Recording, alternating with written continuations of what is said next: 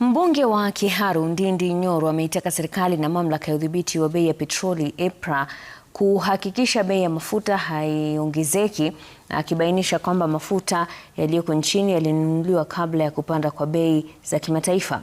Akizungumza katika eneo la Kiharu wakati wa ufunguzi rasmi wa ofisi ya naibu kamishna wa kaunti, Nyoro amesema hakuna sababu ya kuongeza bei ya mafuta kwa sasa. Nyoro pia ameishtumu serikali kwa kutumia mivutano ya kimataifa ikiwemo migogoro inayohusisha Iran na Marekani kama kisingizio cha kupandisha bei ya mafuta, akionya kuwa ongezeko kama hilo litaongeza gharama ya maisha kwa raia. In the first 2 years, serikali wakaongeza VAT katika mafuta ya 8%. Kitambo ilikuwa 8%, wakaongeza 8%, now it is 16%. Alafu in the year 2024, immediately after the protests, serikali wenyewe wakaongeza fuel levy ya shilingi 7. Walitaimu vile mafuta ilikuwa inashuka, wakaongeza shilingi 7. Sasa nataka niwaeleze my friends. Sasa mafuta haishuki tena, inapanda.